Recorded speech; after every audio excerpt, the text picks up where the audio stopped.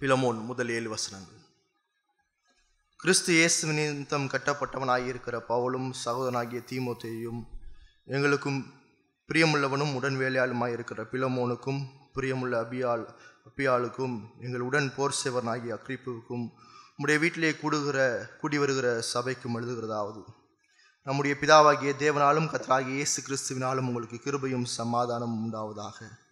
கர்த்தராகிய இயேசு கிறிஸ்துவின் இடத்திலும் எல்லா பரிசுத்தவான்களிடத்திலும் உள்ள உம்முடைய அன்பையும் உம்முடைய விசுவாசத்தையும் நான் கேள்விப்பட்டு என் ஜெபங்களில் உம்மை நினைத்து எப்பொழுதும் என் தேவனுக்கு ஸ்தோத்திரம் செய்து உங்களில் உள்ள சகல நன்மைகளும் தெரியப்படுகிறதுனாலே உம்முடைய விசுவாசத்தின் அந்யோன்யம் கிறிஸ்து இயேசுவுக்குள்ளாக பயன்பட வேண்டும் என்று வேண்டுதல் செய்கிறேன். சகோதரனே, பரிசுத்தவான்களுடைய உள்ளங்கள் உம்மாலே இளைப்பாறினபடியால் உம்முடைய அன்பினால் மிகுந்த சந்தோஷமும் ஆறுதலும் அடைந்திருக்கிறோம் என்பதை நாம் ஜெபித்து சிந்தனைக்கு நேராக கடன் செல்லலாம். அன்பும் கிருபையும் இரக்கம் நிறைந்த நல்ல தேவனே, இந்த அருமையான மாலை வேலைக்காக நன்றி செலுத்துகிறோம். இவரை உம்முடைய வேதத்துள்ள அதிசயங்களை பார்க்கும்படி எங்களுடைய கண்களை திறந்தரலும். இவரை நீர் எவ்வளவு மென்மையாய் எவ்வளவு உயர்வான ஒரு வாழ்க்கையை எதிர்பார்க்கிறீர் என்பதை நாங்கள் புரிந்து அதற்கேற்றார் போல் எங்களுடைய வாழ்க்கையை சீரமைத்து கொள்ள, பாவத்திலிருந்து விடுதலை பெற, மனந்திரும்ப இயேசுவை அதிகமாக பார்க்க வேண்டிய கிருபையை தந்து எங்களை ஆசீர்வதிக்கும்படியாய் அருமை இரட்சகர் இயேசு கிறிஸ்துவின் மூலமாய் ஜெபம் கேட்கிறோம் நல்ல பிதாவே, ஆமென். இன்னைக்கு நீங்களும் நானும் மன்னிப்பை பற்றி அதிகம் அறியாத அல்லது அக்கறை இல்லாத ஒரு சூழ்நிலையிலும் ஒரு சமூகத்திலும் தான் இங்கே இருக்கிற ஒவ்வொரு மனிதரும் வாழ்ந்து கொண்டிருக்கிறோம். இன்னைக்கு இருக்கிற இந்த சமுதாயம் சொல்லுது, மன்னிக்கிற மக்களை பலவீனம் உள்ளவர்களாகவும் மன்னிக்காத ஜனங்களை பலமுள்ள ஜனங்களாகவும் தான் இந்த சமூகம் பார்த்து கொண்டு இருக்குது. மன்னிக்கிறவனை பார்த்து கோலை அப்படின்னு சொல்லுது, மன்னிக்காதவனை பார்த்து வீரம் உள்ளவன் என்று சொல்லுது. இப்படிப்பட்ட ஒரு சமூகத்தில் தான் நீங்களும் நானும் வாழ்ந்துகிட்டு இருக்கோம். நம்முடைய சமூகம் கசப்பினால், பழி வாங்குவதினால், கோபத்தினாலும் வெறுப்பினாலும் விரோதத்தினாலும் நிறைந்திருக்கிறது. இன்னைக்கு வெளியே போனோம் அப்படின்னா, அல்லது நம்மளுடைய குடும்ப சூழ்நிலையை பார்த்தோம் அப்படின்னா, இல்லை நம்மளே பார்த்தோம் அப்படின்னா, நம்ம எப்படி இருக்கிறோம் அப்படின்னா, கசப்பினால், பழி வாங்கும் நோக்கத்தினால், கோபத்துடன், வெறுப்புடனும் விரோதத்தோடு தான் நிறைஞ்சிருக்கிறோம். மன்னிப்பு இல்லாதனால தான் அல்லது மன்னிக்க முடியாதனால தான் இன்னைக்கு நிறையா பிரச்சனைகள், நிறையா குடும்பங்களில் பிரிவுகள், குடும்பத்தில் கணவன் மனைவிக்கிடையே அநேக பிரச்சனைகள் உண்டாயிருக்கு. மன்னிப்பு முக்கியமானது. மன்னிப்பு விசேஷமாக கிறிஸ்தவருடைய வாழ்க்கையில் முக்கியமானது. அதுக்காக தான் பரிசுத்த ஆவியானவர் வேதத்தில் ஒரு புத்தகத்தையே கொடுத்துருக்கிறார். அந்த புத்தகம் தான் இந்த பிலமோனுக்கு எழுதின நிருபம். இந்த பிலமோன் நிருபத்தை பார்க்கும்போது ஒரு நிஜ வாழ்க்கையில் நடந்த ஒரு நிஜ நிகழ்வை எழுதி மன்னிப்பு எவ்வளவு முக்கியமானது என்பதை பவுல் பரிசுத்த ஆவியானவர் மூலமாக முதலாவது பிலமோனுக்கும் திருச்சபைக்கும் கொடுத்திருக்கிறார். இந்த நிருபத்தை பார்க்கும்போது முதல் 3 வசனத்தில் இந்த நிருபம் யாருக்கு எழுதப்பட்டது, யாருக்கு கொடுக்கப்பட்டது என்பதை நாம் முதலாவது பார்க்கிறோம். வழக்கம் போல பவுல் தன்னுடைய நிருபத்தில் எப்படி ஆரம்பிப்பாரோ அதே போல கிறிஸ்து இயேசுவின் நிமித்தம் கட்டப்பட்டவனாக இருக்கிற பவுல் தன்னுடைய கிரேக்க ரோம கலாச்சாரத்தினுடைய பின்னணியிலிருந்து இந்த நிருபத்தை எழுத ஆரம்பிக்கிறார். பவுல் தனிப்பட்ட மனிதர்களுக்கு எழுதின நிருபம் 3, அது தீமோத்தியுக்கு 1, தீத்துக்கு 1, பிலமோனுக்கு 1. அந்த பிலமோன் முக்கியமுள்ள ஒரு மனிதனாக காணப்படுகிறார். இங்கே பவுல் தன்னை எப்படி அடையாளப்படுத்தி இருக்கிறார் என்று பாருங்கள். கிறிஸ்துவின் நிமித்தம் கட்டப்பட்டவன் என்று பார்க்கிறோம். அதான் 8ஆம் வசனத்தில் பார்த்தீங்கன்னா, ஆகியால் பவுலாகிய நான் முதிர் வயது உள்ளவனாக இயேசு கிறிஸ்துவின் நிமித்தம் இப்பொழுது கட்டப்பட்டவனாகவும் இருக்கிறேன் என்று சொல்லப்படும். அடுத்து 10ஆம் வசனத்தில் கட்டப்பட்டு இருக்கையில் நான் பெற்ற என் மகனாகிய ஒனேசிமுக்காக உம்மை மன்றாடுகிறேன் என்று சொல். அடுத்து 13ஆம் வசனத்தில் சுவிசேஷத்து நிமித்தம் கட்டப்பட்டு இருக்கிறேன். பவுல் சிறைச்சாலையிலே உட்கார்ந்து இந்த நிருபத்தை எழுதுகிறார். சிறைச்சாலையில் சுவிசேஷத்து நிமித்தமாக கட்டப்பட்டிருக்கிறார் என்று பார்க்கிறோம். சிறைச்சாலையிலிருந்து பவுல் எழுதுகிற ஒரு நிருபம். இவர் கூட யார் இருக்கிறார் என்று பார்த்தீங்கன்னா, தீமோத்தேயு இருக்கிறார். தீமோத்தேயு எபேசு திருச்சபையில் ஊழியம் பண்ணி கொண்டிருக்கிறார். எபேசு திருச்சபையில் ஊழியம் பண்ணும்போது பிலமோனுக்கு தீமோத்தேயு அறிமுகமானவனாக இருக்கிறான். அடுத்து நீங்கள் பார்த்தீங்க அப்படின்னா, பவுல் எழுதுகிறார், பவுலோடு தீமோத்தேயு இருக்கிறார். யாருக்கு எழுதுகிறார் என்று பார்க்கும்போது, எங்களுக்கு பிரியமுள்ளவனும் உடன் வேலையுமாய் இருக்கிற பிலமோனுக்கு எழுதுகிறார். இந்த பிலமோன் யார் என்று பார்த்தீங்க அப்படின்னா, கொலோசே பட்டணத்து திருச்சபையினுடைய ஒரு அங்கம். இவன் ஒரு ஐஸ்வர்யவான். இவனுடைய வீட்டில் தான் கொலோசிய திருச்சபை கூடுச்சு. தேவனுடைய ஊழியத்தில் அதிகமாய் தன்னை இணைத்து கொண்டவன் என்று பார்க்கிறோம். அதனால தான் பவுல் சொல்றார், எங்களுக்கு பிரியமுள்ளவனும் உடன் வேலையாளுமாய் இருக்கிற ஊழியத்தில் எங்களோடு இணைந்து சேர்ந்து ஊழியம் செய்கிறவன் என்று பார்க்கிறோம். கொலேசு திருச்சபை அவனுடைய வீட்டில் கூடுகிறது. பவுலுடைய ஊழியத்தில் தன்னை முழுவதுமாக இணைத்து கொண்டு பவுலுக்கு தொடர்ச்சியாக இந்த சுவிசேஷ ஊழியத்திலே தன்னை இணைத்து கொண்டு உதவி செய்கிற ஒரு மனிதனாக இருக்கிறான் என்று பார்க்கிறோம். அடுத்த 2ஆம் வசனத்தில் பார்த்தீங்கன்னா, பிரியமுள்ள அபியாளுக்கும், அபியாள் யார் என்று பார்க்கும்போது பிலமோனுடைய மனைவி. அடுத்து எங்கள் உடன் போர் சேவகராக இருக்கிற அர்க்கிப்புவுக்கும், இது யார் என்று பார்க்கும்போது பிலமோனுடைய மகன் என்று பார்க்கிறோம். பிலமோனுடைய மகனை குறித்து பார்க்கும்போது அங்கே வார்த்தையை பாருங்க, எங்களுடன் போர் சேவகராய் தொடர்ச்சியாய் கடினமாய் எங்களுடைய ஊழியத்தில் உழைக்கிறவன் என்று அடையாளப்படுத்துகிறார். கொலோசியர் 4ஆம் அதிகாரத்தை திருப்பிக் கொள்வோம். கொலோசியர் 4ஆம் அதிகாரம் 7ஆம் வசனத்துல 17ஆம் வசனத்துல அக்ரிப்புவை கண்டு, நீ கர்த்தரிடத்தில் பெற்ற ஊழியத்தை நிறைவேற்றும்படி கவனமாயிருப்பாய் ஆக என்று சொல்லுங்கள். பவுல் சொல்றார் அக்ரிப்புவை பார்த்து, நீ பெற்ற இந்த ஊழியத்தை குறித்து கவனமாயிரு. ஏன்னா இவன் லவோதியாக்கியா திருச்சபையிலும் கொலேசு திருச்சபை சபையிலும் ஊழியத்தில் ஈடுபட்டவன் என்று பார்க்கிறோம். 2 தீமோத்தேயு 2ஆம் அதிகாரம் 3ஆம் வசனத்துல, நீயும் கிறிஸ்துவுக்காக நல் போர் சேவகனாய் தீங்கு அனுபவி. இந்த வார்த்தையை சம்பந்தப்படுத்தி பார்க்கும்போது இவன் என்ன சொல்றார் என்று பார்க்கும்போது என்ன சொல்றாரு அப்படின்னா, போர் சேவகன் நான் என்ன செய், ஊழியத்துக்காக தீங்கு அனுபவி. அவன் கடினமாய் உழைக்கிறவன். இந்த அக்ரிப்பு யார் என்று பார்க்கும்போது இவன் லவோதியா திருச்சபையிலும் கொலேசு திருச்சபையிலும் திருச்சபையினுடைய ஊழியத்தில் ஈடுபட்டவன் என்று பார்க்கிறோம். அடுத்து இந்த 2ஆம் வசனத்துல, உம்முடைய வீட்டிலே கூடுகிற சபைக்கும் எழுதுகிறதாவது. அந்த அவருடைய வீட்டில் கூடுகிற சபைக்கு 3ஆவது நூற்றாண்டு வரைக்கும் சபை என்பது வீடுகளில் தான் கூடப்பட்டது. வீடுகளில் கூடுகிற இந்த சபை என்று ஏன் இங்கே சொல்லியிருக்கிறார்? ஏன் உடைய வீட்டில் கூடுகிற சபைக்கு எழுதுறேன் என்று சொல்றார்? இது ஒரு தனிப்பட்ட நிருபம் தானே, பிலமோனுக்கு கொடுக்கப்படுகிற ஒரு நிருபம் தானே. ஏன் இந்த இடத்துல அந்த திருச்சபையும் அவர் சுட்டி காட்டுகிறார் என்று பார்த்தீங்க அப்படின்னா, தனிப்பட்ட கடிதமாக இருந்தாலும் மன்னிப்பின் முக்கியத்துவத்தை திருச்சபை புரிந்து கொள்ள வேண்டும் என்பதற்காக திருச்சபையில் இந்த நிருபம் வாசிக்கப்பட வேண்டும் என்று எழுதுகிறார். எதுக்காக அந்த திருச்சபையை சொல்றார் அப்படின்னா, இந்த நிருபம் மன்னிப்பை குறித்து பேச போகுது. பிலமோனுடைய வாழ்க்கையில, தனிப்பட்ட வாழ்க்கையில நடந்த ஒரு நிகழ்வுக்கான தீர்வு, அந்த தீர்வு மன்னிப்பு. இந்த மன்னிப்பின் முக்கியத்துவத்தை முதலாவது பிலமோனும் உன்னுடைய குடும்பத்தில் இருக்கிற நீங்க புரிஞ்சுக்கணும். அட் த சேம் டைம் உங்க வீட்டில் கூடுகிற அந்த திருச்சபையும் புரிஞ்சுக்கணும் என்று சொல்லுது.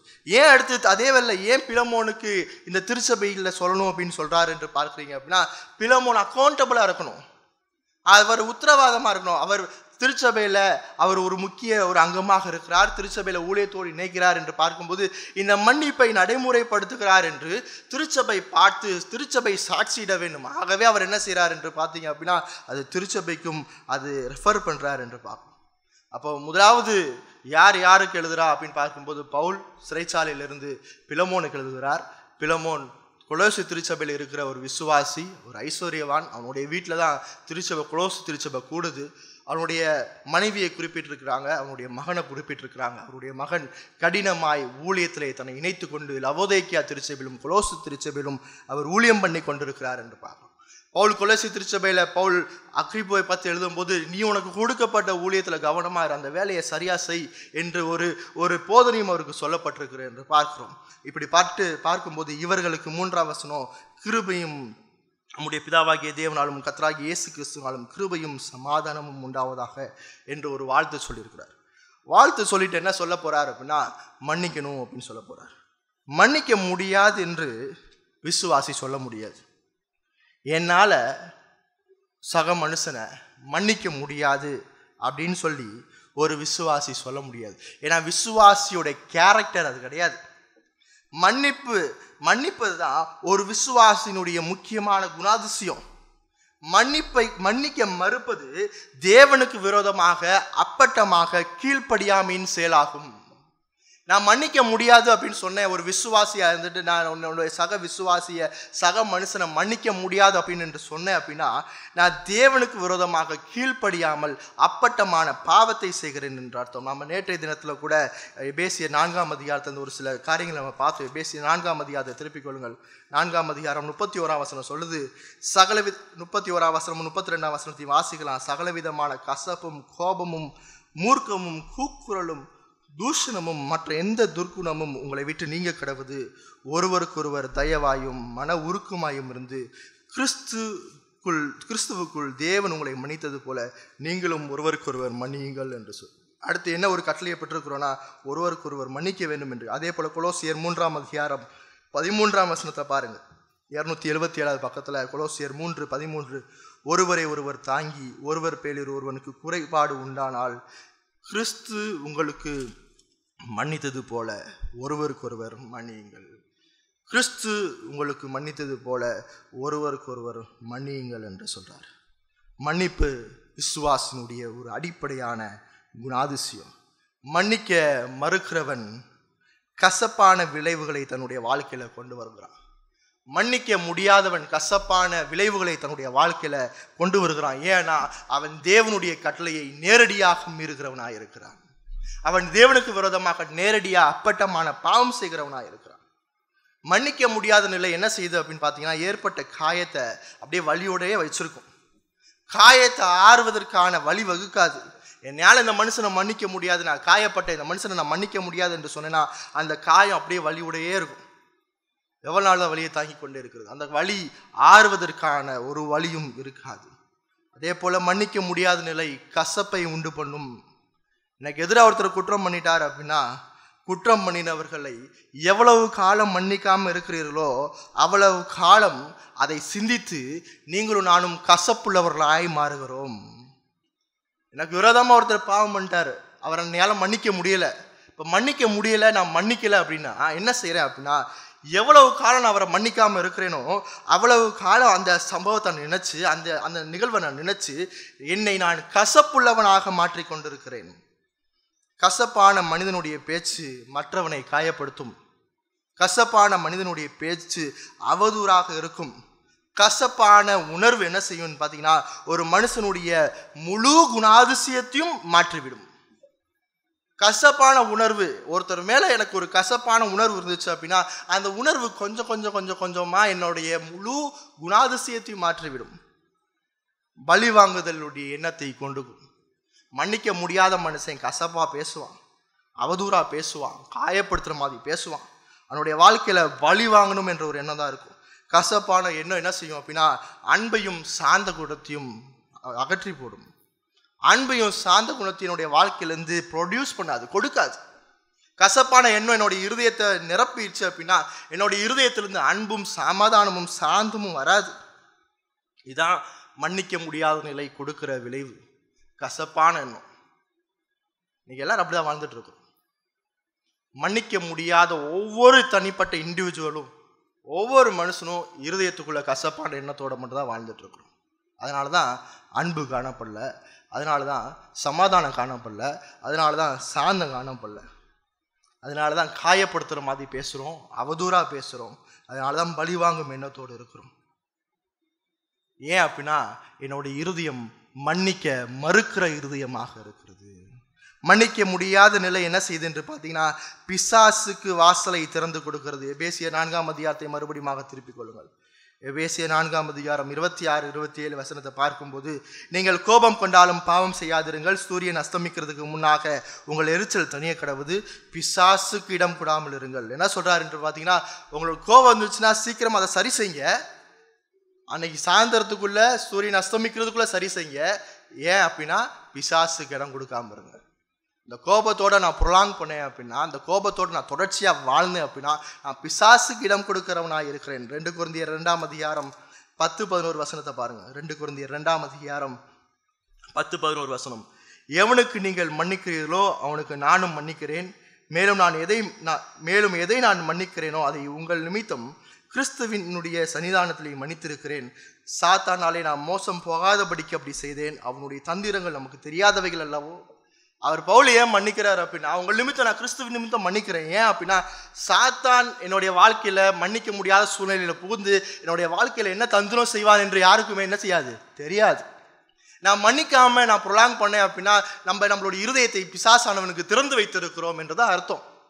நான் மன்னிக்க முடியல அப்படின்னா பிசாசானவன் நிச்சயமா நம்மளுடைய இருதயத்தை சீண்டுவான்.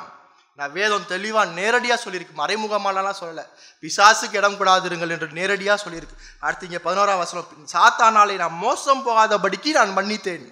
பவுல் என்ன சொல்றார், நான் யாரெல்லாம் நீ மன்னிக்கணும்னு சொல்றேன் நான் அவனெல்லாம் மன்னிச்சிடறேன். ஏன்னா பிசாசானவனால் நான் மோசம் போகக்கூடாது. நான் மன்னிக்காம இருக்கிறேன் அப்படின்னா மன்னிக்காத இருதயத்துக்குள்ள பிசாசானவன் எளிமையாக புகுந்து விடுவான்.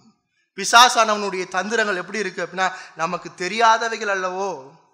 இப்போ பிசாசு இன்னைக்கு நிறைய நேரத்தில் என்ன செய்யறான் அப்படின்னா, நான் கோபப்பட்டு என்னுடைய அந்த இருதயத்தில் நான் கோபமும் கசப்பும் இருக்கும்போது என்னுடைய இருதயத்துக்குள்ளே புகுந்து மன்னிக்க முடியாத நிலைக்குள்ளாக என்னை தள்ளிவிட்டு அவன் நினைக்கும் காரியத்தை என்னுடைய வாழ்க்கையில செய்து கொண்டிருக்கிறான். இதுதான் பிசாசனுடைய வேலை. நான் எப்பப்போலாம் அந்த மன்னிப்பை தள்ளி போடுறேனோ அப்பப்போலாம் பிசாசு என்னுடைய இருதயத்துக்குள்ளே வந்து வந்து வந்து வந்து செயல்பட்டு தந்திரமாய் என்னை அவனுடைய செயலை செய்ய வைக்கிறான். மன்னிக்க முடியாத நிலை அன்பற்ற நிலைக்கு கொண்டு போகிறது. இப்போ மன்னிக்க முடியாத நிலை தேவனுடைய உறவை தடை செய்கிறதாக இருக்கிறது. மத்தேயு 6ஆம் அதிகாரத்தை திருப்பிக் கொள்ளும்.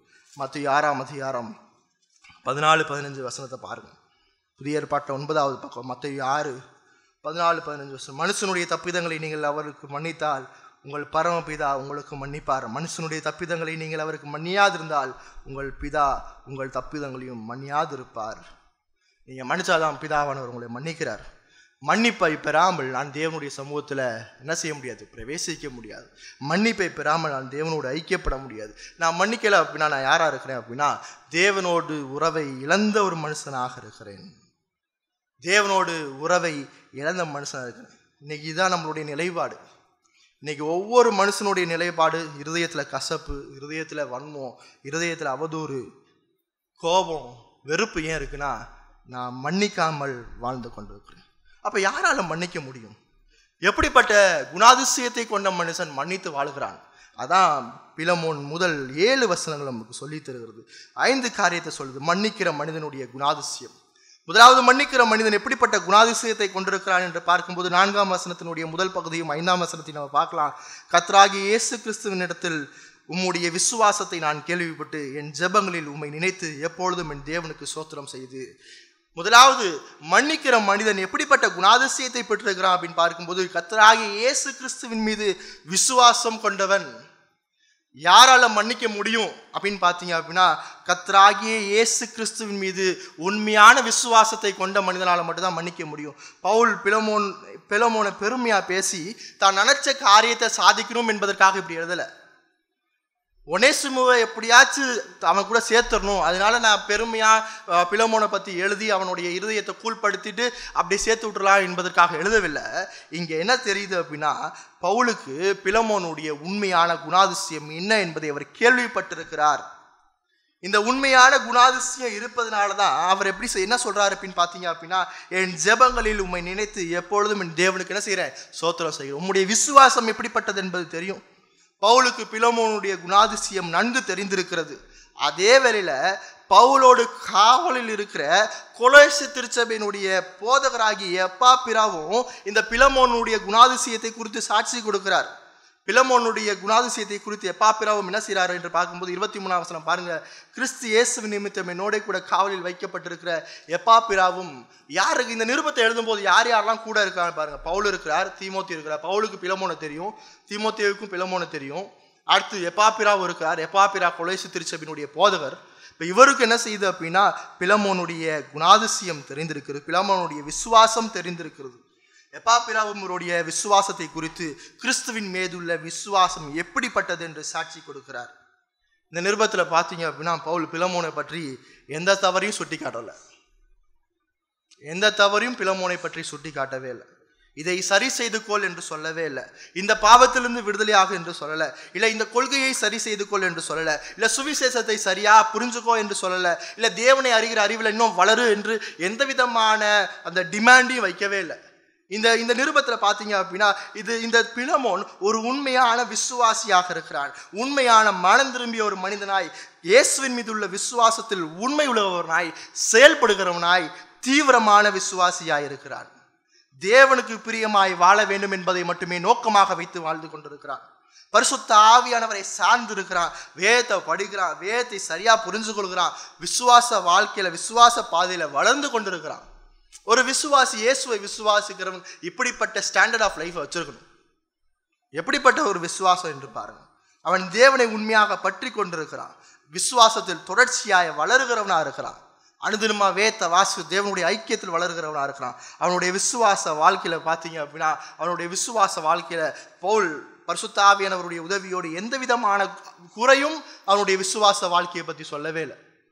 நீ ஒழுங்கா வேதத்தை வாசி, நீ பரிசுத்தமான வாழ்க்கையில சரியா வளரு, இன்னும் சுவிசேஷத்தை சரியா புரிஞ்சுக்கோ, இந்த கொள்கையில சரியா நீ உன்னை புரிந்து வைத்துக்கோ, இதுதான் சுவிசேஷம், நான் தான் அப்போஸ்தலன் என்று எந்த விதமான சீர்படுத்துதலும் பிலமோனை பற்றி சொல்ல. பவுலுடைய மற்ற எல்லா நிருபத்தையும் நீங்க வாசித்து பாருங்க.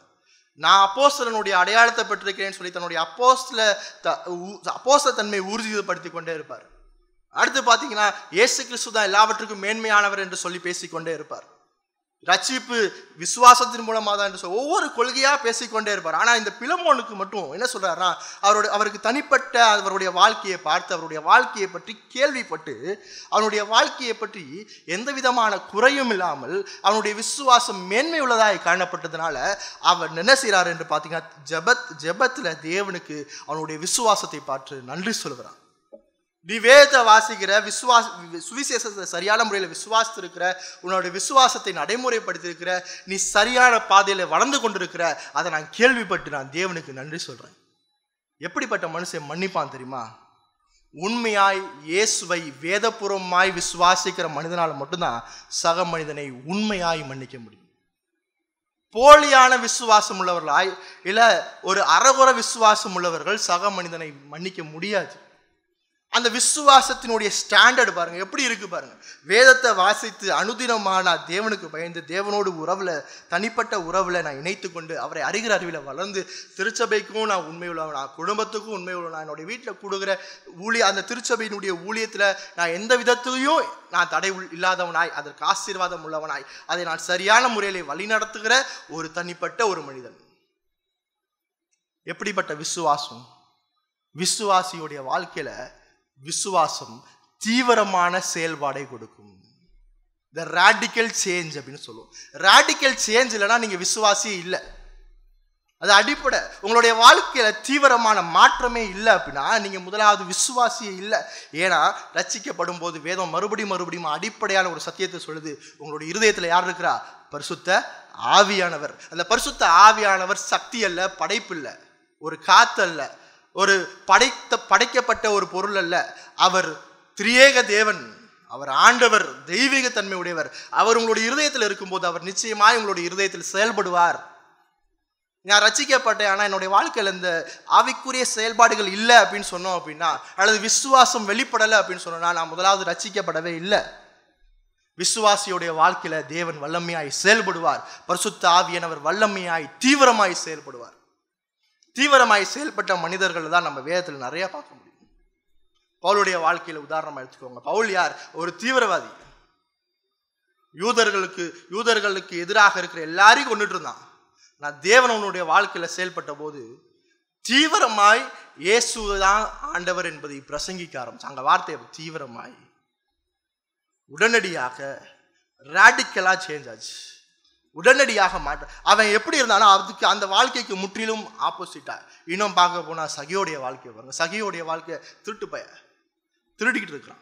இயேசுனுடைய வாழ்க்கையில சந்தித்த தீவிரமான மாற்றம். ஆண்டவரே, நான் கொள்ளையடிச்ச காசை உடனே நான் திரும்பி கொடுத்துறேன். இயேசு சந்தித்த ஒவ்வொரு மனிதனுடைய வாழ்க்கை, உண்மையான விசுவாசம் யாருடைய வாழ்க்கையெல்லாம் பாதித்திருக்குதோ அவங்களுடைய வாழ்க்கையெல்லாம் தீவிரமான மாற்றம் இருக்கும்.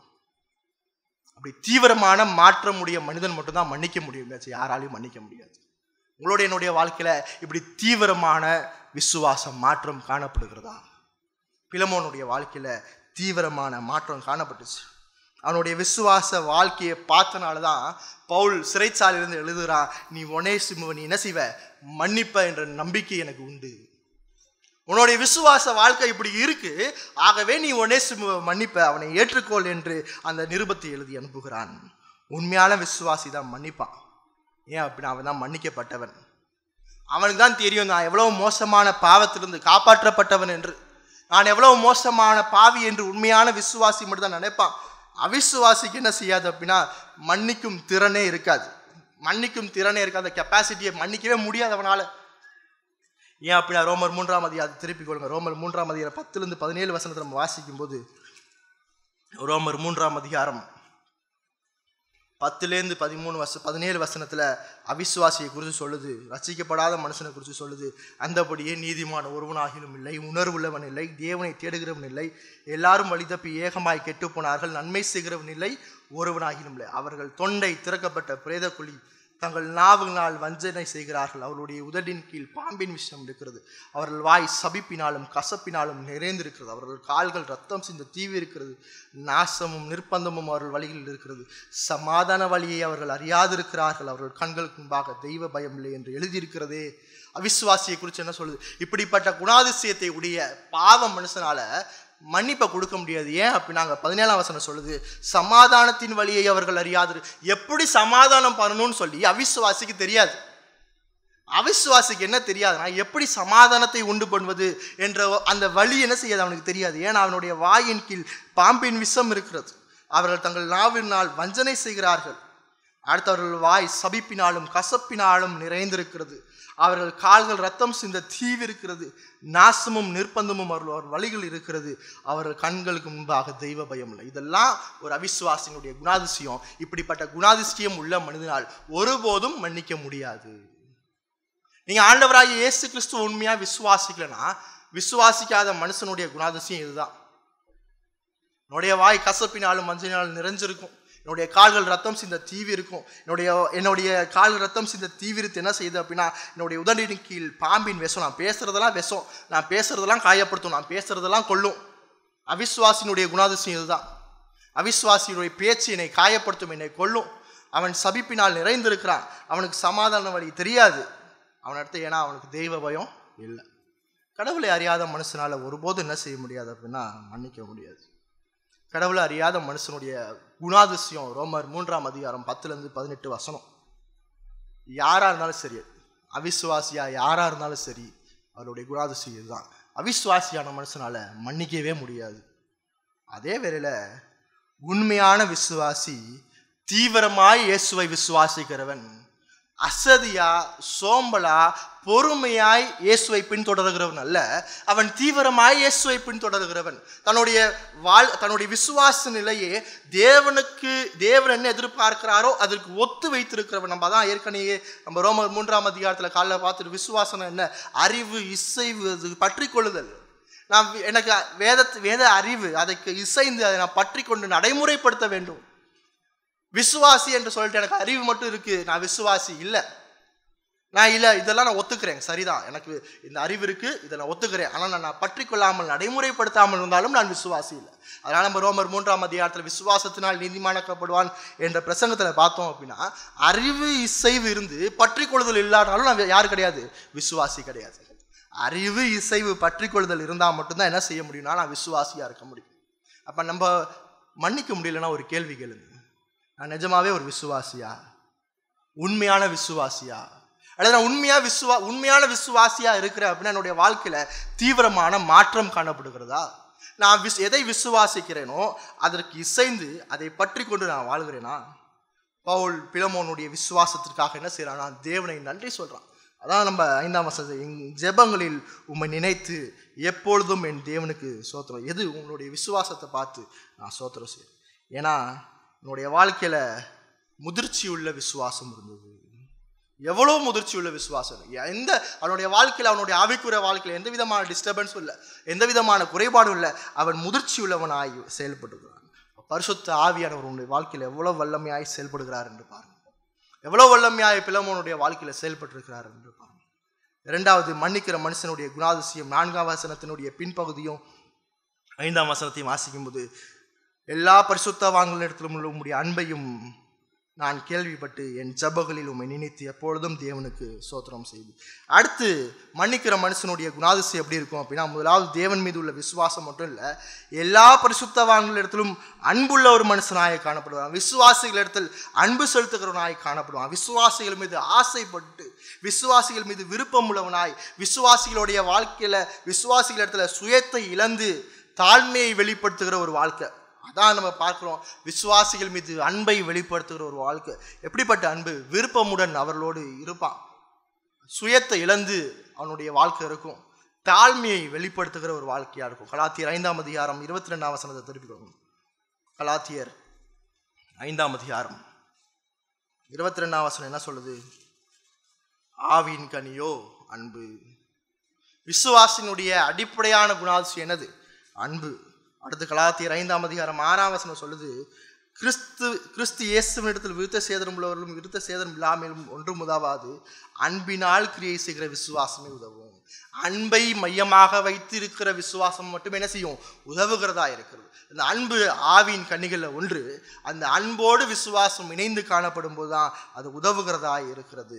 அதே போல 1 யோவான் 3ஆம் அதிகாரத்தை திருப்பிக்கொள்ளும். 1 யோவான் 3ஆம் அதிகாரம் 14ஆம் வசனத்தை பாருங்க.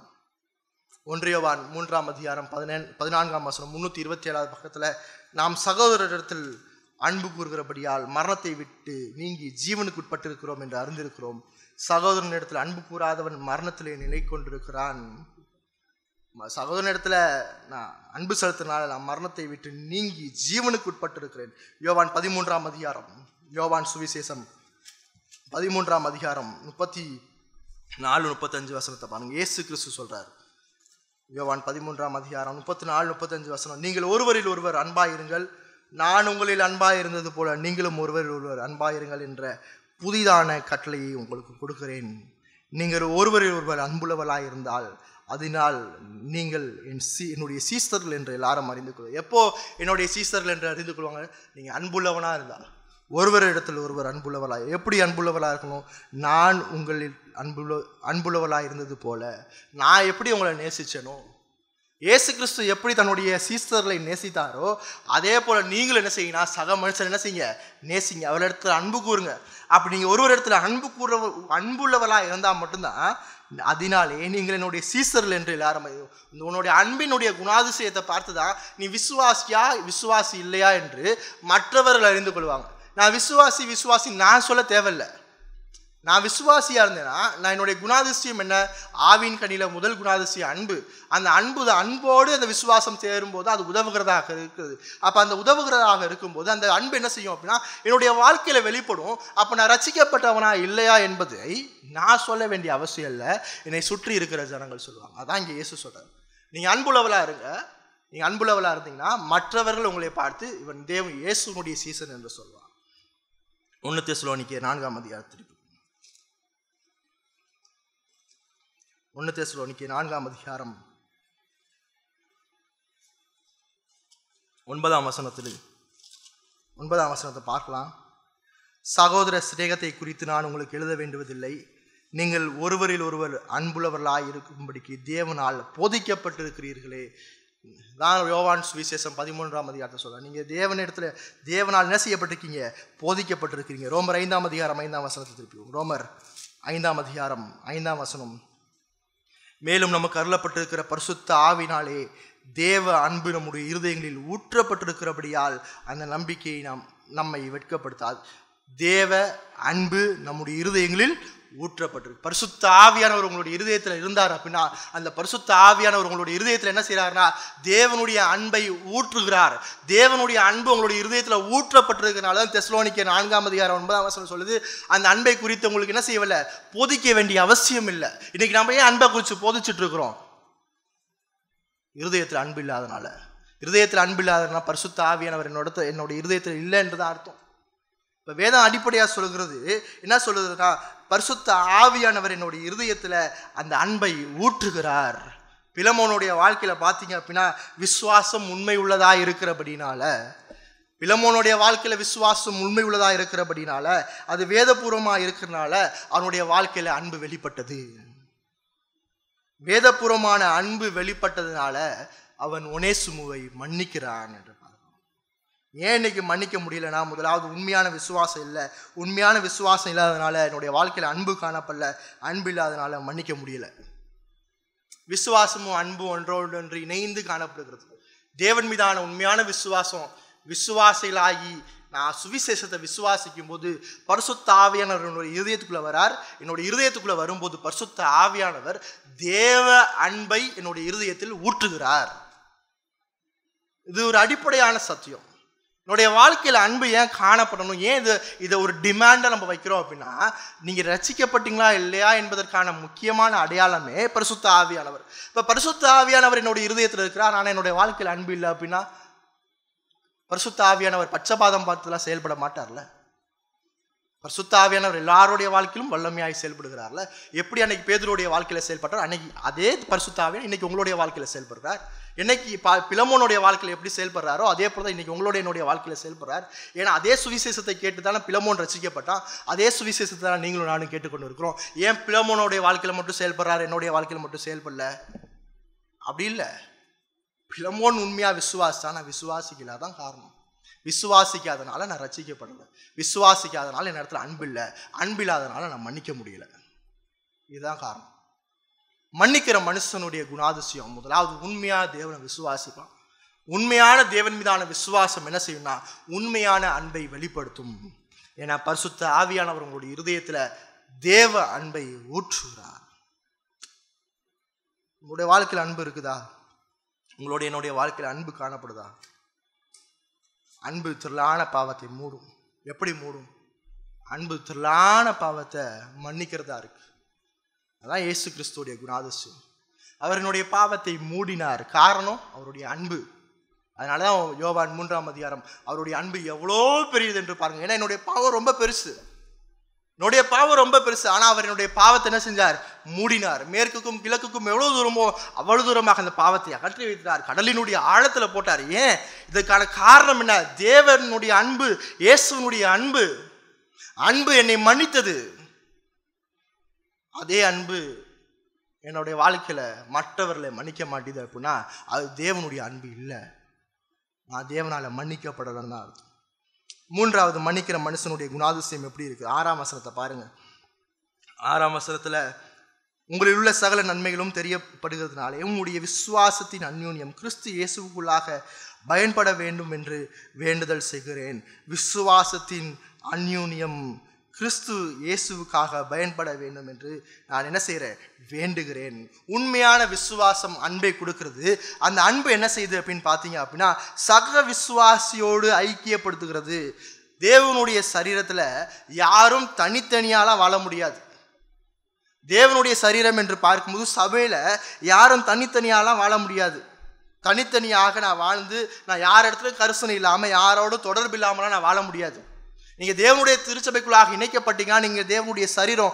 தேவனுடைய சரீரம் என்ன? நீங்கள் தேவனுடைய அங்கம். எந்த அங்கமும் தனித்தனியாக வாழாது. ஒவ்வொரு அங்கமும் மற்ற அங்கத்தோடு இணைந்து அந்த சரீரத்தோடு இணைந்து தான் வாழணும். அப்போ விசுவாசி என்று சொன்னீங்கன்னா அங்கே ஐக்கியம், சக விசுவாசிகளுடைய ஐக்கியம் அவசியம். உண்மையான விசுவாசத்துக்கும் உண்மையான அன்புக்கும் சக விசுவாசிகளுடனான தேவனுடைய சரீரத்தினுடைய அங்கத்தோடு இணைந்து செயல்பட வேண்டும். நான் மன்னிக்கிற மனுஷனை எப்படி இருக்க முடியும் அப்படின்னா நான் இணைஞ்சு செயல்பட்டால் மட்டும்தான் என்ன செய்ய முடியும்? நான் மன்னிக்க முடியும். இணைஞ்சு செயல்படலாம் நான் தனித்தனியாக இருக்கிறேன் அப்படின்னா செயல்படவே முடியாது. எனக்கும் தேவனுக்கு மட்டும் நான் இங்கே திருச்சபையில் வந்து பிரசங்கத்தை கேட்டு திருவிருந்து அட்டன் பண்ணிட்டு நான் போயிடுறேன் அப்படின்னா அது தேவனுடைய சரீரமாக இருக்க முடியாது. இணைந்து செய். ஏன்னா விசுவாசமும் அன்பும். எப்படி அந்த அன்பை நீங்கள் வெளிப்படுத்துவீங்க? தனியாக வாழும்போது எப்படி அன்பை வெளிப்படுத்த முடியும்? தனியாக வாழும்போது அன்பை வெளிப்படுத்த முடியாது. அப்போ ஆட்டோமேட்டிக்காக உண்மையான விசுவாசி, உண்மையான அன்பு கொண்டவன், சக விசுவாசிகளோடு ஐக்கியப்பட்டு சேர்ந்து வாழுகிறவன். இப்போ பிலமோன் ஒனேசிமு நிச்சயமாக மன்னிச்சாக வேண்டும் இந்த இடத்துல. ஏன்னா இப்போ ஒனேசிமு ஒரு விசுவாசியாக தான் நம்ம பார்க்கிறோம். ஒனேசிமுக்காக என்ன செய்கிறேன்? மன்றாடுகிறேன். 11ஆம் வசனம் பாருங்க. முன்னே உமக்கு புரோஜனம் இல்லாதவன் இப்பொழுது உமக்கும் எனக்கும் புரோஜனம் உள்ளவன். அவனை நான் உம் இடத்தில் அனுப்புகிறேன். என் உள்ளம் போல் அவனை ஏற்றுக்கொள்ளும். என்ன சொல்றாரு? இவ்வளவு நாள் புரோஜனம் இல்லாதவன் இப்போ புரோஜனம் உள்ளவன். இப்போ எனக்கு புரோஜனம் உள்ளவனே யார்? பவுல். யாரு பவுல்? தேவனுடைய ஊழியத்தை செய்கிறவன். தேவனுடைய ஊழியத்துக்கு புரோஜனம் உள்ளவனா யார் இருக்க முடியும்? ஒரு விசுவாசி தான் இருக்க முடியும்.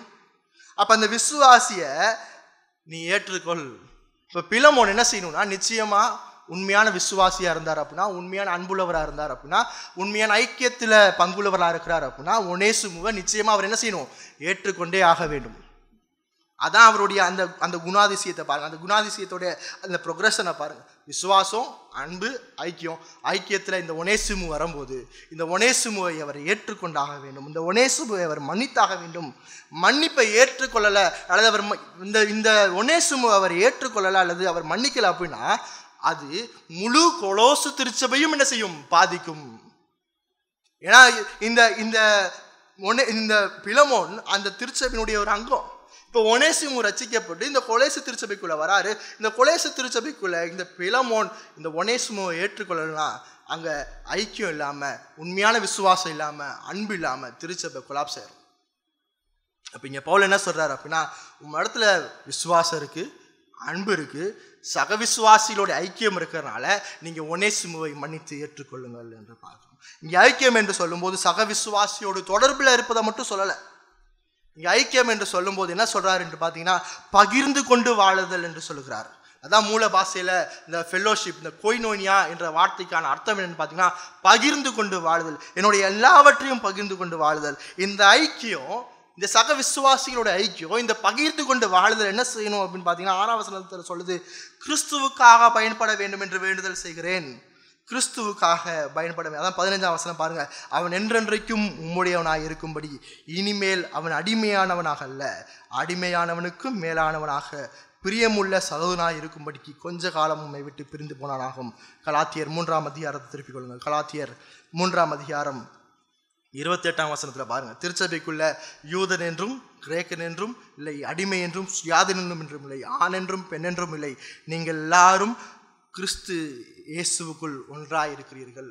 இப்போ மன்னிக்கப்பட்ட அந்த ஒனேசிமுவை ஏற்றுக்கொண்டு எப்படி பார்க்கணும் அப்படின்னா, அடிமையா இல்லை, சகோதரனை போல திருச்சபைக்குள்ள கிறிஸ்துவுக்காக பயன்பட வகையில் ஏற்றுக்கொள்ளணும். அப்படின்னா இந்த இடத்துல பிலமோன் சுவிசேஷத்தை நடைமுறைப்படுத்த வேண்டும். ஐக்கியம் கிறிஸ்துவுக்காக பயனுள்ளதாக இருக்கணும். என்னுடைய ஐக்கியம் என்னுடைய வாழ்க்கையில் எதுவுமே என்ன செய்யணும் அப்படின்னா, கிறிஸ்துவுக்காக பயன்படுகிற வகையில் இருக்கணும். என்னுடைய ஐக்கியம் ஒரு ரெகக்னேஷனுக்காக அல்ல, இந்த இடத்துல இருக்கும்போது நான் அடையாளப்படுத்திக் கொள்வதற்காக மட்டுமல்ல, என்னுடைய ஐக்கியம் கிறிஸ்துவுக்காக பயன்படுகிற ஐக்கியமாக இருக்க வேண்டும். அதனால தான் நம்ம 1 கொரிந்தியர் 10ஆம் அதிகாரத்தை திருப்பிக் கொள்ளுங்கள். 1 கொரிந்தியர் 10ஆம் அதிகாரம் 31ஆம் வசனத்தில், ஆகையால் நீங்கள் எதை புசித்தாலும் குடித்தாலும் எதை செய்தாலும் எல்லாவற்றையும் தேவனுடைய மகிமைக்காக செய்யுங்கள். என்னுடைய ஐக்கியம் தேவனுடைய மகிமைக்காக இருக்க வேண்டும். என்னுடைய நட்பு, என்னுடைய தொடர்பு, என்னுடைய ஊழியம், என்னுடைய எல்லா காரியங்களும் கிறிஸ்துவனுடைய பயன்படுதலுக்காக இருக்க வேண்டும் என்று சொல்கிறார். அப்போ இந்த இடத்துல பார்க்கும்போது பவுல் ஒனேசிமுவை நீ ஏற்றுக்கொண்டு சுவிசேஷத்தினுடைய பயன்பாட்டிற்காக அவனை பயன்படுத்திக்கொள், கிறிஸ்துவுக்காக அவனை பயன்படுத்திக்கொள் என்று சொல்லுகிறார். அப்போ என்ன சொல்றாருன்னா, முதலாவது என்ன நடக்கணும் அப்படின்னா, உங்கள் 2 பேருக்குள்ள கிறிஸ்து உங்களுடைய வாழ்க்கையில் என்ன செய்தாரோ அதை நடைமுறைப்படுத்துங்கள், அது திருச்சபை பார்க்கும் என்று சொல்றார். கிறிஸ்து எங்களுடைய வாழ்க்கை என்ன செஞ்சார்? பிலமோனுடைய வாழ்க்கையில் பிலமோனுடைய பாவத்தை மன்னித்து அடிமைய தேவ எதிரிய பிள்ளையாக ஏற்றுக்கொண்டார். அதே போல இப்போ பிலமோனே கிறிஸ்து உன்னை ஏற்றுக்கொண்டாரே, அதே போல இப்ப நீ ஒனேசிமுவை ஏற்றுக்கொள். நான் திருச்சபைக்குள்ள அடிமை என்றும் சுயாதீனம் என்றும் இல்லை, ஆண் என்றும் பெண் என்றும் இல்லை, எல்லாரும் கிறிஸ்துவுக்குள்ள ஒன்று, எல்லாரும் கிறிஸ்துவுக்குள்ள ஒன்று என்பதுதான் புதிய ஏற்பாட்டின் ரகசியம். அதை நம்ம எபேசியரில் பார்க்குறோம். அந்த ரகசியம் முற்காலத்தில் மறைத்து வைக்கப்பட்டது, இப்போது வெளியரங்கமாக்கப்பட்டிருக்குது. என்னது? திருச்சபைக்குள்ள எல்லாரும் ஒன்று. எப்படி எல்லாரும் ஒன்றா இருக்க முடியும்? ஐக்கியப்படாம. தேவனுடைய புதிய ஏற்பாட்டினுடைய ரகசியத்தை நீங்களும் நானும் நடைமுறைப்படுத்தணும்னா, நீங்களும் நானும் ஐக்கியப்படாமல் அந்த ரகசியத்தை நடைமுறைப்படுத்த முடியாது. தேவ ரகசியம் என்பது திருச்சபைக்குள்ள எல்லாரும் ஒன்று என்பதுதான் தேவனுடைய ரகசியம். அதான் நம்ம எபேசியர் 4ஆம் அதிகாரத்தில் நம்ம பார்க்கலாம். எபேசியர் 3ஆம் அதிகாரம் 4ஆம் அதிகாரத்தில் இந்த ரகசியத்தை பார்க்கலாம். இன்னைக்கு நீங்களும் நானும் தேவன் எதிர்பார்க்க, தேவன் உங்களையும் என்னையும் திருச்சபைக்குள்ளாக ஒன்றாக வைத்திருக்கிறார் என்றால், இந்த ஒன்றாக இருப்பதற்கு எது அவசியமாக இருக்குது? ஐக்கியம் அவசியமாக இருக்கிறது. ஐக்கியம் எப்படி வரும் அப்படின்னா, விசுவாசமும் அன்பும் இல்லாமல் ஐக்கியம் வராது. விசுவாசமும் அன்பும் இல்லாத ஐக்கியம் போலியான ஐக்கியம். விசுவாசமும் உண்மையான விசுவாசமும், அந்த விசுவாசத்தினுடைய வெளிப்பாடு அன்பு, அந்த விசுவாசம் அன்பின் வெளிப்பாடு உண்மையான ஐக்கியம். இந்த ஐக்கியம் இருக்குதா? இப்படி சக விசுவாசியோடு இணைந்து பகிர்ந்து கொண்டு வாழும்போது மட்டும்தான் நான் மன்னிக்க முடியும், இல்லைன்னா மன்னிக்க முடியாது. மன்னிக்கிற மனுஷனுடைய குணாதிசயம் இப்படிதான் இருக்கும். 4வது, மன்னிக்கிற மனுஷன் என்ன செய்யறான்னா, 6ஆம் வசனத்தினுடைய முதல் பகுதி, உங்களில் உள்ள சகல நன்மைகளும் தெரியப்படுகிறதுனாலே என்று பார்க்கும்போது, அவன் சத்தியத்தை நடைமுறைப்படுத்துகிறவன். அவனுடைய எல்லா விஷயமும், அவனுடைய நாலேஜ், ஆங்கிலத்தில் பார்த்தீங்கன்னா ஃபார் த நாலேஜ் அப்படின்னு போட்டிருக்கும். அந்த நாலேஜ் என்னது? அந்த சத்தியத்தை அறிந்து அந்த சத்தியத்தை நடைமுறைப்படுத்துகிறவன், விசுவாசத்தை நடைமுறைப்படுத்தினவன், அன்பை நடைமுறைப்படுத்தினவன், ஐக்கியத்தை நடைமுறைப்படுத்தினவன். இப்போ சத்தியத்தை என்ன செய்யணும் அப்படின்னா, அவன் அடிப்படையாக கொண்டு இந்த சத்தியத்தை அவன் நடைமுறைப்படுத்த வேண்டும். பிலமோனுக்கு மன்னிப்பை குறித்து கேள்விப்பட்டிருப்பான். மன்னிப்பை குறித்ததான சத்தியத்தை கொலோசு திருச்சபையில் பவுல் பேசியிருக்கிறார். நீங்கள் மன்னிங்க, கிறிஸ்து உங்களை எப்படி மன்னித்தார் அதே போல் மன்னிங்கன்னு சொல்லி 2ஆம் அதிகாரத்தில் 3ஆம் அதிகாரத்தில் பேசியிருக்கிறார். இதை கேட்டிருப்பான், பவுலுடைய பிரசங்கத்தை கேட்டிருப்பான். கேட்ட சத்தியத்தை இப்போ நடைமுறைப்படுத்த வேண்டும். நடைமுறைப்படுத்தும் போது தான் என்னுடைய தனிப்பட்ட வாழ்க்கையில தேவ அறிவு வளருகிறது. தேவ அறிவு விசுவாச முதிர்ச்சியை தருகிறதா இருக்கிறது. தேவனை விசுவாசிக்க வேண்டும் என்றால் தேவனை விசுவாசிக்க வேண்டும் என்றால் அந்த சத்தியத்தை புரிந்து கொள்வது அவசியம். ஆனால் அந்த சத்தியத்தை புரிந்து கொண்ட சத்தியத்தை நடைமுறைப்படுத்துவது அற்புதமானது. என்ன சொல்றார்? உனக்கு மன்னிப்பை குறித்து தெரியும். நான் ஏற்கனவே உங்களோட திருச்சபையில பேசியிருக்கிறேன். ஏற்கனவே நான் நிருபத்தில் 2 அதிகாரங்கள் எழுதியிருக்கிறேன். இப்போ நீ அதை என்ன செய்? நடைமுறைப்படுத்து. ஏன்னா நீ இது வரைக்கும் விசுவாசத்தை நடைமுறைப்படுத்திருக்க, அன்பை நடைமுறைப்படுத்தியிருக்க, அடுத்து ஐக்கியத்தை நடைமுறைப்படுத்திருக்க. இப்போ இந்த மன்னிப்பையும் நடைமுறைப்படுத்து. யாரால மன்னிச்சு வாழ முடியும் அப்படின்னா, நான் விசுவாசிக்கிற விசுவாசத்தை நடைமுறைப்படுத்துகிற மனுஷனால மட்டும்தான் மன்னிக்க முடியும். வேற யாராலையும் மன்னிக்க முடியாது. நான் கேட்கலாம், நிறைய சத்தியம் தெரிஞ்சிருக்கலாம், நிறைய விஷயத்தை கேள்விப்பட்டிருக்கலாம், நிறையா வாசித்திருக்கலாம், வேதபூர்வமான அநேக கொள்கைகள் தெரிஞ்சிருக்கலாம், என்னுடைய அறிவை வளர்த்துருக்கலாம், நிறையா வேத வசனங்கள் தெரிஞ்சிருக்கலாம். நான் இது எதையுமே நான் நடைமுறைப்படுத்தாமல் இருந்தேன் அப்படின்னா என்னால் மன்னிக்க முடியாது. என்னால் மன்னிக்கணும் அப்படின்னா நான் எதை விசுவாசிக்கிறேனோ, நான் எதை ஏற்றுக்கொண்டிருக்கிறேனோ, எதை வாசிக்கிறேனோ அதை நான் நடைமுறைப்படுத்தணும். விசுவாசத்தை நடைமுறைப்படுத்துவது அற்புதமானது. அது வல்லமையாக என்னுடைய வாழ்க்கையில் காணப்படும். அது நடைமுறைப்படுத்தும் போது வேதத்தோடு என்னுடைய வாழ்க்கை ஒப்பிட்டு பார்த்து வேதம் என்னுடைய வாழ்க்கைக்குள்ளாக அது செயல்படுகிறதா இருக்கும். இந்த விசுவாசத்தை நடைமுறைப்படுத்தும் போது தேவன் உங்களுடைய வாழ்க்கையில் செயல்படுவதை நீங்கள் உணர முடியும். நான் வேதத்தை நடைமுறைப்படுத்தினேன், இந்த வேதத்தை நடைமுறைப்படுத்துவதற்கு தேவன் உதவி செய்தார் என்று நீங்கள் சொல்ல முடியும். தேவனுடைய செயல்பாடை வல்லமையாய் நீங்கள் உங்களுடைய வாழ்க்கையில் பார்க்கலாம். தேவனுடைய வாழ்க்கையில் செயல்படலை அப்படின்னு சொன்னால் நான் விசுவாசிக்கல, நான் விசுவாசத்தை நடைமுறைப்படுத்தலை. தேவன் உங்களுடைய வாழ்க்கையில் எப்படி செயல்படுவது எப்படி பார்க்கலாம்னா, நான் வேதத்தை வாசித்து வேதத்தை நடைமுறைப்படுத்தும் போது, உதாரணமாக நான் ஒரு இந்த சூழ்நிலை பொய் சொல்லாமல் இருக்கணும் அப்படின்னா, ஆண்டவரே நான் பொய் சொல்லாமல் இருக்க உதவி செய்யுங்கன்னு சொல்லி தேவன் சொன்ன மாதிரி நான் உண்மையாக இருந்தேன் அப்படின்னா, உண்மையாக இருப்பது எனக்கு முடியாத காரியம் என்று உங்களுக்கு தெரியும். நான் என்னுடைய வாழ்க்கையில் நான் உண்மையை பேச வச்சது தேவன் என்று தேவனை மகிமைப்படுத்துவீங்க. நான் எப்படி உண்மையை பேசினேன் எனக்கு தெரியாது, தேவன் உண்மையை பேச வைத்தார் சாதாரணமாக. இப்போ இந்த இடத்துல மன்னிப்பை நடைமுறைப்படுத்துங்கள் என்று பார்க்கும்போது என்னுடைய இருதயம் பை நேச்சர் மன்னிக்க முடியாத இருதயம். ஆனால் விசுவாசியினுடைய இருதயத்தில் தேவன் செயல்பட்டு அங்கே ஒனேசிமுவை மன்னிக்க வைக்கிறார். உங்களுடைய வாழ்க்கையில் எவ்வளோ ஒனேசிமுகள் இருக்கிறாங்க, மன்னிங்க. எப்படி மன்னிக்க முடியும்? ஒரு சத்தியத்தை நடைமுறைப்படுத்துங்க. கடைசியாக மன்னிக்கிற மனுஷனுடைய வாழ்க்கையில் எப்படிப்பட்ட குணாதிசயம்னா, அவன் மற்றவர்களுக்கு ஆசீர்வாதமாக இருக்கிறவன். 7ஆம் வசனத்தில் பாருங்க, சகோதரனே பரிசுத்தவான்களுடைய உள்ளங்கள் உம்மாலே இளைப்பாறுகிறபடியால் உம்முடைய அன்பினாலே மிகுந்த சந்தோஷமும் ஆறுதலும் அடைந்திருக்கிறோம். பரிசுத்தவான்களுக்கு என்று பார்க்கும்போது விசுவாசிகளுக்கு அவன் எப்படி இருக்கிறான் அப்படின்னு பார்த்தீங்க அப்படின்னா, ஆறுதலும் சந்தோஷத்தையும் இளைப்பாறுதலையும் கொடுக்கிறவனாக இருக்கிறான். பிரச்சனையில் வாழ்கிற மக்களுக்கு என்ன செய்யறான் அப்படின்னா, பிலமோன் ஆறுதலையும் சந்தோஷத்தையும் இளைப்பாறுதலையும் கொடுக்கும். இளைப்பாறுதல் என்ற வார்த்தை அந்த பேட்டில் ஃபீல்டில் போர்க்களத்தில் சண்டை போட்டு கொஞ்சம் ரெஸ்ட் எடுத்துட்டு திரும்பி ரெஃப்ரெஷ் ஆகி போகிறது, அந்த வார்த்தை தான் இங்கே பயன்படுத்துது. இப்போ ரெஃப்ரெஷ் ஆகிட்டு போகிறது அப்படின்னா, உலகளாவிய திருச்சபையில் இருக்கிற அநேக ஊழியர்கள் விசுவாசிகள் பிரச்சனையின் மத்தியில் காணப்படும் போது பிலமோன் எப்படிப்பட்ட ஒரு மனுஷனாக இருக்கிறான்னா, அவன் தன்னோட வைத்து அவனுக்கு நல்ல ஒரு ரெஸ்ட்டை கொடுத்து அவனுக்கு சந்தோஷத்தை கொடுத்து அவனை ஆறுதல் படுத்தி அவனை மறுபடியுமா தயார் செய்து ஊழியத்துக்குள்ளாக அனுப்புகிறான். மறுபடியுமா பிரச்சனைக்குள்ளாக ஃப்ரெஷ்ஷாக போய் சண்டை போடு. இதுதான் அவனுடைய குணாதிசயமாக இருக்குது. அவன் அநேக பரிசுத்தவான்களுக்கு ஆசீர்வாதம் உள்ள ஒரு மனுஷனாக இருக்கிறான். இந்த பிலமோன் ஒரு போதகனா? இல்லை. இந்த பிலமோன் ஒரு மூப்பனா? இல்லை. இந்த பிலமோன் ஒரு உதவிக்காரனா? இல்லை. இந்த பிலமோன் ஒரு சுவிசேஷகனா? இல்லை. இந்த பிலமோன் ஒரு சாதாரண திருச்சபையினுடைய விசுவாசி. இந்த பிலமோன் சாதாரண திருச்சபையினுடைய விசுவாசி. அவனுடைய வாழ்வு அநேகருக்கு ஆசீர்வாதமாக இருக்கு. அவனுடைய வாழ்க்கை அநேகருக்கு ஆசீர்வாதமாக மாறி என்ன செய்யறானா, அவனுடைய விசுவாச வாழ்க்கையினுடைய தரநிலை எப்படி இருக்குன்னு பாருங்க. அப்போ அந்த கொலேசு திருச்சபை எவ்வளவு ஸ்ட்ராங்கா சத்தியத்தை போதித்திருக்குன்னு பாருங்க. அப்போ எப்பாப்பிரா எப்படி அங்கே சுவிசேஷத்தை கடின உழைப்போடு போதிச்சு கொண்டிருக்கிறான்னு பாருங்க. அப்போ அங்கே எப்பாப்பிராவுடைய வேலை எவ்வளவு கடினமாக அவன் தொடர்ச்சியாக போதிச்சு ஜனங்களை வேதபூர்வமாக நடக்க வைத்து, இங்கே பிலமோனுடைய வாழ்க்கை அந்த திருச்சபைக்கு மட்டும் இல்லை, அவனுடைய குடும்பத்துக்கு மட்டும் இல்லை, எப்பாப்பிராவினுடைய குடும்பத்துக்கு மட்டும் இல்லை, உலகளாவிய திருச்சபையில் இருக்கிற அநேக விசுவாசிகளுக்கு ஆசீர்வாதமாக இருக்கு. இப்படி ஆசீர்வாதமாக இருக்கிற மனுஷனால் மட்டும்தான் என்ன செய்ய முடியும்? மன்னிக்க முடியும். தேவனாலே மன்னிப்பை பெற்ற நாமும் இப்படிப்பட்ட குணாதிசயத்தை வைத்திருக்கணும். விசுவாசி அப்படின்னா இப்படி தான் வாழும். விசுவாசியுடைய வாழ்க்கையில் உண்மையான விசுவாசம், அன்பு, ஐக்கியம், சத்தியத்தை நடைமுறைப்படுத்தி அநேகருக்கு ஆசீர்வாதமாக இருக்கும். அநேக நேரத்தில் நம்மளுடைய வாழ்க்கையில் இது காணப்படலை. அநேக நேரத்தில் உண்மையான விசுவாசம் இல்லை, உண்மையான அன்பு இல்லை, உண்மையான ஐக்கியம் இல்லை, சத்தியத்தை நடைமுறைப்படுத்தலை, அநேகருக்கு ஆசீர்வாதமாகவும் இல்லை. என்ன செய்வது? மனம் திரும்புங்க. ஆண்டவரே, என்னுடைய வாழ்க்கையில் நான் ரட்சிக்கப்பட்டேன் என்று சொல்லியும், பரிசுத்த ஆவியானவர் என்னுடைய இருதயத்தில் வல்லமையாக இருக்கிறார், என்னுடைய இருதயத்தில் முத்திரையாக இருக்கிறார் என்று சொல்லியும் என்னுடைய வாழ்க்கையில் இப்படிப்பட்ட குணாதிசயம் காணப்படலையே. ஆண்டவரே, நான் முதல் ரட்சிக்கப்பட்டேனா என்று உங்களுடைய ரட்சிப்பை ஆராய்ந்து பாருங்கள், பரிசோதித்து பாருங்கள். இப்படிப்பட்ட பாவத்திலிருந்து விடுதலை கொடுக்கிறதுக்கு ஆண்டவராக இயேசு கிறிஸ்து சொன்னார்.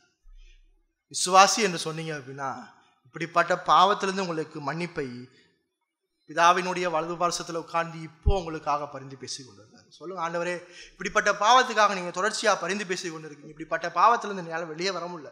ஆண்டவரே, என்னுடைய வாழ்க்கையில் வல்லமையாக செயல்படுங்க, மன்னிப்பை ஆண்டவரே நடைமுறைப்படுத்த உதவி செய்யுங்க, அநேகரை மன்னிக்க உதவி செய்யுங்க. என்னுடைய வாழ்க்கையில் அநேகருக்கு ஆறுதலாகும், அநேகருக்கு சந்தோஷமாகும், அநேகருக்கு இளைப்பாறுதல் கொடுக்குற ஒரு மனுஷனாக, அநேகருக்கு ஆசீர்வாதம் உள்ள ஒரு மனுஷனாக, அநேகர் என்னுடைய விசுவாசத்தை பார்த்து தேவனுக்கு நன்றி சொல்கிற ஒரு மனுஷனாக நான் வாழ வேண்டும் என்று சொல்லுங்கள்.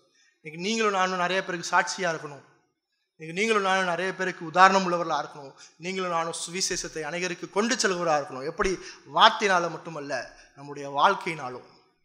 நிறைய நேரத்தில் பேசிடுறோம், ஆனால் வாழ்க்கையில் இல்லை. நிறைய பேசிடுறோம், ஆனால் நம்மளுடைய வாழ்க்கையில் அது வெளிப்பட மாட்டேங்குது. ஆண்டவர், என்னுடைய வாழ்க்கையை மாற்றுங்க, என்னுடைய வாழ்க்கையை மாற்றுங்க, என்னுடைய வாழ்க்கையில் பேசுங்க. பரிசுத்த ஆவியானவர் என்னுடைய இருதயத்தில் இருந்தாருன்னா என்னுடைய வாழ்க்கையில் நீங்கள் வல்லமையாய் தீவிரமாய் செயல்படுங்க. இதான் இன்னைக்கு நம்மளுடைய ஜெபம். உங்களுடைய ஜெபம் இன்னைக்கு தான், ஆண்டவரே, நீர் பரிசுத்த ஆவியான தேவன் என்னுடைய இருதயத்தில் இருந்தீங்க அப்படின்னா, ஆண்டவரே, என்னுடைய வாழ்க்கையில் நீங்கள் தீவிரமான மாற்றத்தை கொண்டு வாங்க. என்னுடைய வாழ்க்கையில் என்னுடைய இருதயத்தை உடைங்க, என்னுடைய பெருமையை உடைங்க, என்னோட ஈகோ சென்ட்ரிக் அந்த லைஃப்பை உடைங்க. நான் மன்னிச்சு எல்லாரையும் நேசித்து ஐக்கியப்பட்டு அநேகருக்கு இந்த சுவிசேஷத்தை கொண்டு செல்கிறவராக, அநேகருக்கு ஆறுதலை சொல்கிற மகனாக, அநேகருக்கு ஆசீர்வாதம் உள்ள ஒரு மகனாக என்னை ஒரு விசுவாசியாக மாற்றுங்க.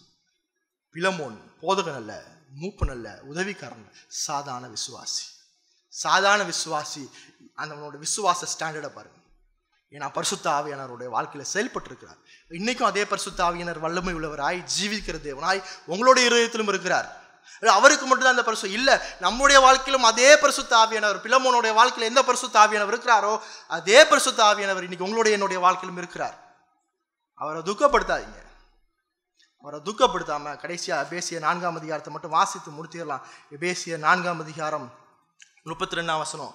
பரிசுத்த ஆவியை துக்கப்படுத்தாதிருங்கள், ஒருவருக்கொருவர் தயவாயும் மன உருக்கமாயும் இருந்து கிறிஸ்துவுக்குள் தேவன் உங்களை மன்னித்தது போல நீங்களும் ஒருவருக்கொருவர் மன்னியுங்கள்.